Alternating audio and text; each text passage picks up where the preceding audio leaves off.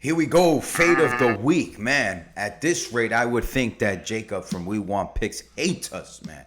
So, if you go on proschmobets.com, you can see that what we do essentially every week, there's UFC fight nights or pay-per-view, is take whatever the pick is, the underdog of the week, the lock of the week from We Want Picks, and we apply it to our machine learning system. This week we have Rice McKee. So for once, we're going with Jacob. And hey, man, there's so much that could be said here. Axel Sola is game.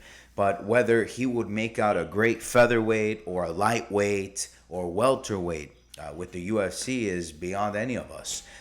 Listen, Rice McKee, he's got snap at the end of his shots.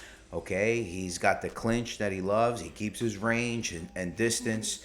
Axel Sola, like Rice McKee, absorbs a lot of hits, has a strong chin, and I'd like to tell you, that I would bet on Axel Sola because I believe his chin will go out later, and I say that because both of these guys have proven to take a lot of damage and stay standing on their feet.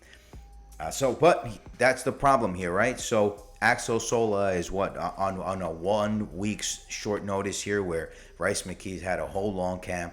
Yes, Axel Sola is a champion with the Aries promotion overseas. Yes, he's going to have the French crowd with him. Rice McKee, his confidence though, can eat that up no problem. And I think he's just going to saturate the experience here. UFC is going to see whether Axel makes out to be a better welterweight than he is a lightweight. At featherweight, he was too big for the weight class, where Rice McKee at lightweight was too, big for the weight class himself. And at welterweight, I think McKee is game. Okay, had his opponents fought him at welterweight, Angeluso, all these boys, they would not have made it.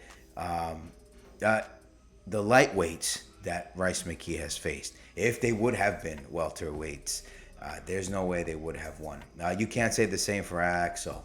And, Rice has fought the UFC caliber competition. That makes up for a lot. And then if we talk about skill set, they're both purple belts in jiu-jitsu. And they're great, except Rice McKee prefers to be on his back in the guard. The triangle is his favorite submission go-to. And then Axel Sola, man, that man, he'll dive, for a double leg. And he's great. He's relentless with top control.